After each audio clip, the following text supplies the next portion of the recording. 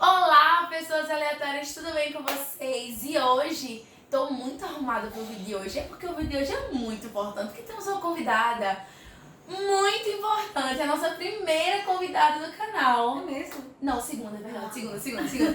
Mas assim, a primeira nesse tópico, sobre saúde mental. Gente, eu tenho aqui comigo a doutora Luciana Conegundi. Olá. Bom, eu sou médica psiquiatra e tenho habilitação, especialização, residência para atuar tanto no tratamento de transtornos mentais como também no tratamento de dependências químicas.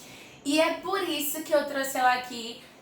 Realmente, pra mim, é uma honra ter ela aqui no canal, de verdade, Lu. Ela é maravilhosa e ela é minha prima. Gente, eu tô uma bênção assim dupla, né? Além dela ser gata, linda, maravilhosa, né? E assim, eu trouxe ela aqui porque eu já falei muito abertamente aqui no canal sobre que eu tive um período de depressão. E outras pessoas também vieram já falar comigo que também têm depressão, que estão passando por depressão, ou que já passaram por depressão. Eu tenho certeza que você se encaixa em uma dessas três categorias, ou já teve, ou tá tendo, ou não sabe o que é uma depressão. Muitas vezes você tem alguns sintomas que você acha que, não, acho que eu tô com muito problema, muito atarefado, você acaba não correlacionando com depressão, porque a gente tem aquele tabu que depressão é assim, você tá caindo numa fossa. A gente tem mania de achar que depressão é algo assim, uau, não tenho depressão, porque eu não tenho isso, eu não estou assim, eu não tenho depressão. E muitas vezes você pode ter, mas você não sabe. Sim. Então eu trouxe ela aqui no canal, no caso, pra gente quebrar esse tabu e a gente simplificar. Porque eu falei assim, Lu, eu quero fazer um vídeo que seja simples das pessoas entenderem. Porque se eu vejo um vídeo de uma médica falando com termos muito médicos, eu vou assim, o que é que ela está falando? Eu não entendo nada. Então, cara, o vídeo de hoje vai ser muito simples, sabe? Eu trouxe 3 perguntas, mas que ela tem umas respostas assim, né, bem complexas, maiores. Mas são as 3 perguntas principais e não se preocupe, esse não vai ser o nosso único vídeo. Eu disse a ela, né? Eu obriguei ela, assim, você vai estar respondendo mais algumas dessas perguntas. Mas pro vídeo não ficar tão longo, esse vai ser o primeiro vídeo, vai ter a segunda parte. E caso vocês queiram, vocês tenham alguma dúvida ou tenham algumas perguntas, a gente volta pro vídeo 3, trazendo ela aqui de novo, 3 vezes nesse canal, pra gente estar esclarecendo e quebrando esse tabu, que tem tantos e tantos tabus. O tema desse vídeo, como a gente sempre tem, é depressão, né? O que é a depressão? Quais os sintomas da depressão? E eu separei aqui 3 perguntinhas pra ela. E a primeira pergunta que eu quero fazer pra você, Lu, é: a gente sabe que a depressão ela tem seus estágios, né? Sim. E eu queria saber quais são os principais sintomas de uma depressão. Então, a proposta aqui é a gente falar de uma forma muito mais simples, para que todo mundo consiga entender, sabendo que o profissional adequado para ser buscado em caso de diagnóstico é o psiquiatra, que é uma confusão que as pessoas fazem. Psiquiatra é um médico formado em medicina, que fez a residência em psiquiatria e depois fez as especializações dele.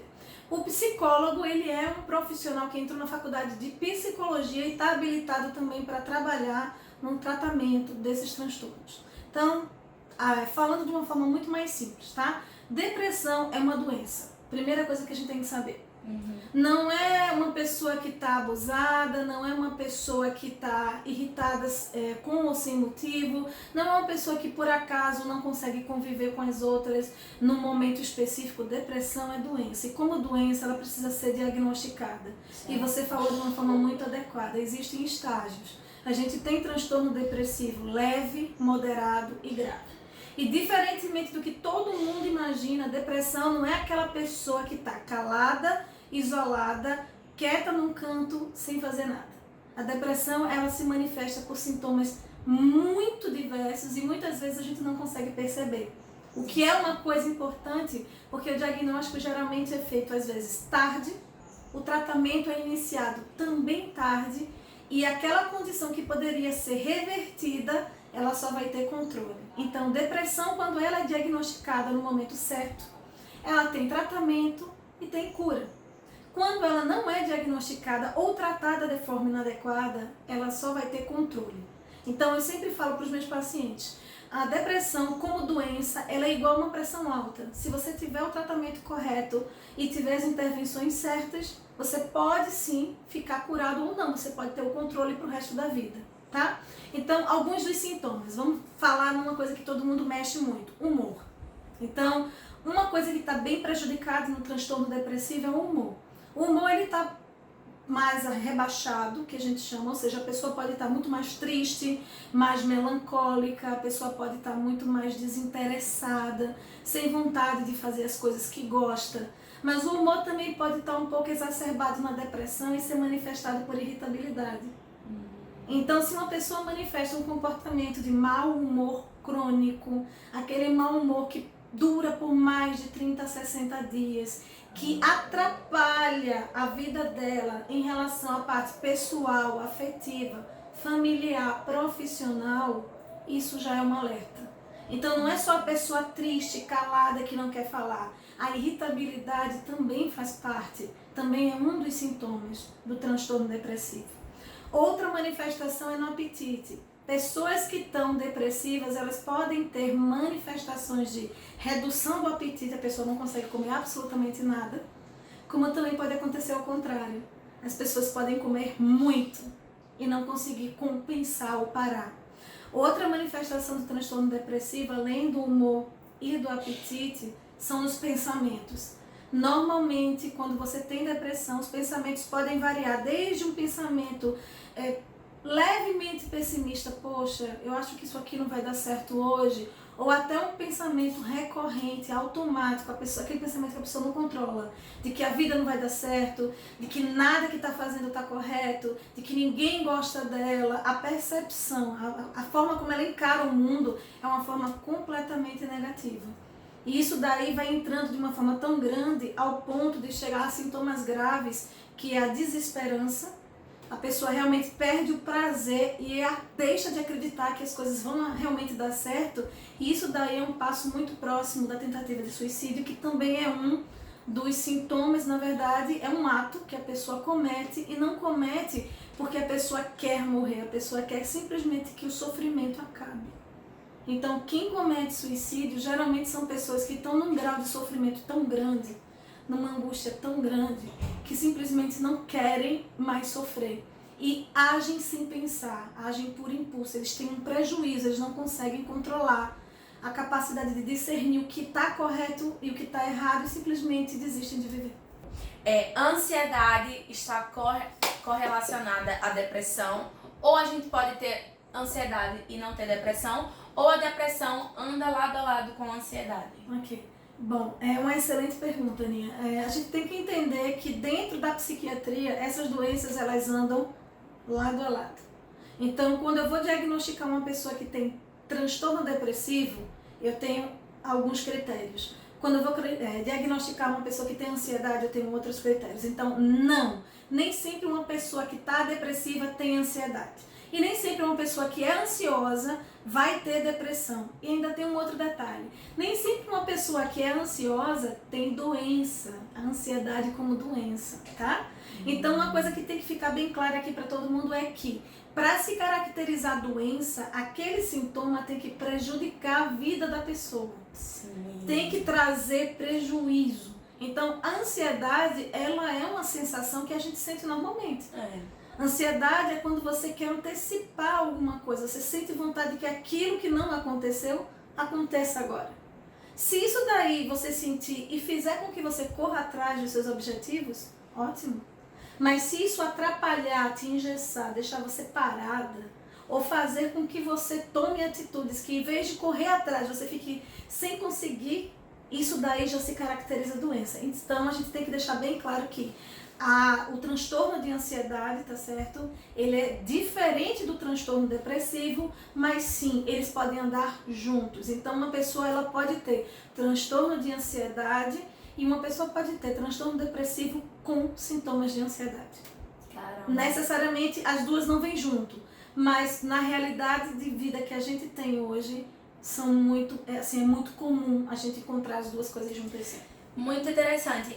A gente falou sobre o que era depressão, estado de depressão, ansiedade correlacionada com a depressão. E agora o terceiro passo, que é o mais importante, assim, além da gente ter a consciência do que é depressão ou não, como lidar com pessoas que têm depressão, que foram diagnosticadas com depressão, ou que estão no processo, né, de ser diagnosticadas. Então, opa, eu tenho isso, eu tô percebendo isso, as pessoas à volta estão percebendo. Então, até uma pergunta assim para as pessoas, como lidar? O que fazer e o que não fazer? Bom, isso é uma coisa bem comum. No meu consultório aparece muita gente, eu atendo desde adolescente até adulto, até idosos, né? A primeira coisa que vocês precisam saber, depressão, como qualquer outro transtorno, como transtorno de ansiedade, enfim, é uma doença e como doença ela precisa ter algumas causas. Então a primeira coisa que faz uma pessoa ficar mais disposta a ter essa doença é a genética. Então entenda por que eu estou falando isso, porque a gente está falando da família, né? Como é que a família vai lidar com isso? Então, história genética, ou seja, história positiva na família, de alguém que tenha tido transtorno bipolar, transtorno depressivo, transtorno ansioso, transtorno alimentar, até transtorno de dependência química, conta. A segunda é a predisposição da pessoa. Se aquela pessoa, durante a vida dela, ela conseguiu encarar os problemas de uma forma adequada, ou se aquela pessoa tem dificuldade com ela mesma. E a terceira coisa é o ambiente, aí entra o que você me perguntou. Então, quando uma pessoa adoece, normalmente a família adoece junto. E a gente vê uma dificuldade muito grande do paciente tentar ser entendido pela família e da própria família entender o que está acontecendo com a pessoa, com o ente querido. Então, uma coisa que eu deixo bem clara, a pior coisa que você pode perguntar para uma pessoa que está com depressão é por que você está assim? A pessoa não sabe. Não pergunte. O que você pode fazer é, como eu posso lhe ajudar agora? Naquele momento, a pessoa às vezes nem sabe como. Mas uma forma de você ajudar quem está com um processo desse é estar junto. Às vezes não precisa nem falar. É só dizer assim, eu estou aqui perto, se você precisar me chama. Porque se sentir pressionado por uma doença que você não sabe como aconteceu, às vezes a pessoa se sente culpado, porque tem, ou às vezes a pessoa se sente envergonhado, porque é uma doença que não se vê, se sente.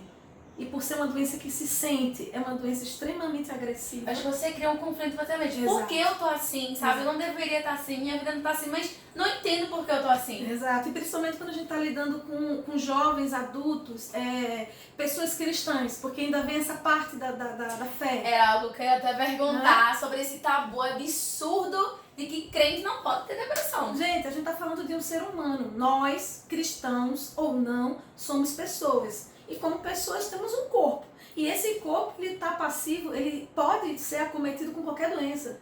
Então, se fosse assim, um cristão não teria câncer. Não é? Se a gente fosse pensar desse jeito. Mas não, como um corpo humano, a gente pode estar doente, a gente pode ser adoecido por qualquer coisa. E quando a gente fala em doença, eu falo, aí vamos lá para a parte da química, tá? Uma coisa bem rápida, bem básica. O transtorno depressivo hoje, as doenças em psiquiatria, elas são hoje diagnosticadas, tá? É uma doença que a gente não vê, mas tem exames laboratoriais, existem exames de imagem, ressonância, tomografia, alguns outros exames que a gente pode solicitar para poder comprovar alguma doença. Então, é doença que a gente está falando de substâncias que são reguladas aqui no cérebro, que elas estão em desordem, elas não estão em equilíbrio. Então, se não está em equilíbrio, o restante do corpo também não está. E essas substâncias que vocês sempre ouvem como neurotransmissores, vamos entender de uma forma prática, são hormônios. Mais simples, são hormônios. Você tem um hormônio que pode fazer uma mulher menstruar ou não, você tem um hormônio que pode fazer uma mulher engravidar ou não, eu também posso ter hormônio que, se tiver desregulado, pode fazer uma pessoa ter um transtorno de ansiedade, pode fazer uma pessoa ter um transtorno depressivo. Tá certo? Então, voltando para o que a gente estava falando, a família tem que entender que aquele problema, ele não surgiu por vontade da pessoa. Primeira coisa. Mas a segunda que é importante é a família também tem que entender que a pessoa precisa querer sair daquilo. Então, nem super proteja, mas também nem afaste o seu parente que está adoecido. Segundo, não sobrecarregue de perguntas. Muitas vezes essas perguntas angustiam mais do que ajudam. Então, quando você tiver dificuldade de se comunicar com um parente seu que está com esse problema, procure um médico junto com ele.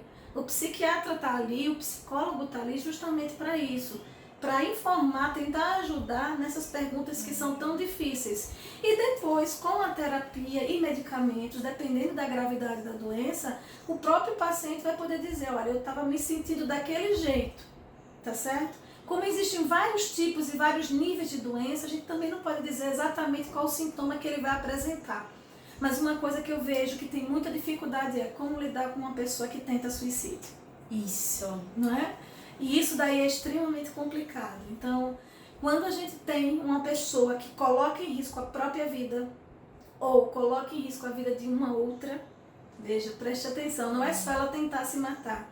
Existem pessoas que no grau de depressão tão avançado, elas tentam inconscientemente ou conscientemente agredir outras, tá? Então, quando a gente tem isso, se isso acontece, é uma indicação formal de internamento hospitalar. E hoje a gente tem sim estruturas aqui no país que são capazes de lidar com isso. Lógico que com as restrições, mas sabendo procurar um profissional adequado, você vai conseguir. Quando uma pessoa manifesta vontade de se matar, a gente está num nível gravíssimo e a gente precisa de medicação. Medicação, internamento, tratamento com psicólogo, terapia semanal, às vezes 2 ou 3 vezes por semana, acompanhamento rigoroso, e o familiar vai ter que estar preparado para aguentar uma sobrecarga, porque lidar com uma pessoa que está planejando agredir-se o tempo todo não é fácil. É cansativo, é desgastante, mas é possível. Então isso eu quero deixar para vocês hoje, é possível. Como é que eu vou fazer isso? Aí depende de cada tipo de pessoa, de como é a estrutura familiar de cada um e de como manifesta a doença em cada um. Mas o recado é mais ou menos esse. Caramba, eu tô me sentindo numa palestra, eu tô muito destruída, sabe? Eu quero trazer essa instrução pra você também. Assim como eu tive uma leve depressão, né? E ela tava falando sobre ansiedade. E algo que eu até tinha comentado com ela, que eu tenho sofrido um pouco da ansiedade, mas eu vejo que não é a ansiedade doença, aonde a ponto de me paralisar de eu não conseguir fazer nada, não. Mas é uma ansiedade de, caramba, quando é que isso vai acontecer? Caramba, dos futuros, sabe? Os jovens, ele é muito ansioso. A gente tem um problema.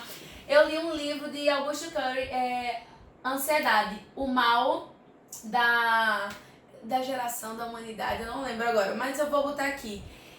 E é muito isso, a gente fica ansioso com tudo.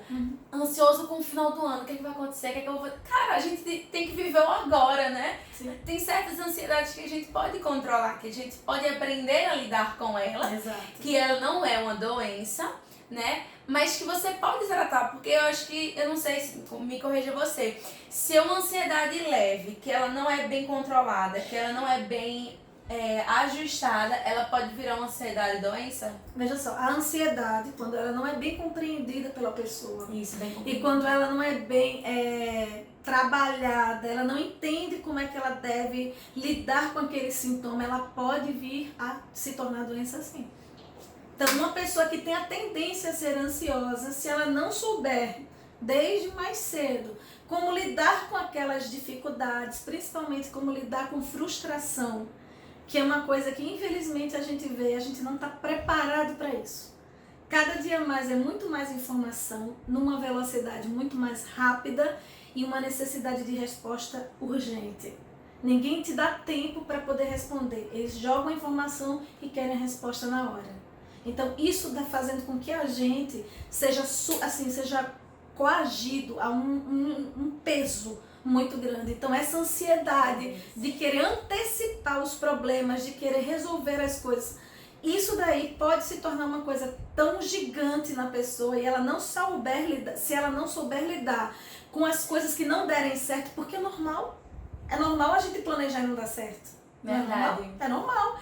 Agora, o que não é normal é a gente pegar aquilo que não deu certo e achar que vai ser o resto da vida assim. Exatamente. Meu assim. Deus do céu. Gente, eu espero que você tenha gostado desse vídeo. Se você tiver gostado, comenta aqui, deixa o seu like, não esquece de se inscrever no meu canal. Ela tem um blog, eu vou deixar o blog dela aqui também pra você, pra qualquer outra. As redes sociais dela também vão estar aqui. para qualquer outro caso, assim, de dúvida, de questionamento, de buscar orientação, você pode estar procurando ela, tá? Eu posso. Pode falar, não, pode falar. Bom, eu posso disponibilizar o meu e-mail profissional, então se vocês tiverem dúvidas, vocês podem mandar Muito legal perguntas, isso. tá certo? E dependendo das perguntas, a gente pode dar os direcionamentos necessários. Eu espero que você tenha gostado desse vídeo, porque eu amei esse vídeo. Não esquece de se inscrever no meu canal. Um beijo e até o próximo vídeo. Tchau, tchau.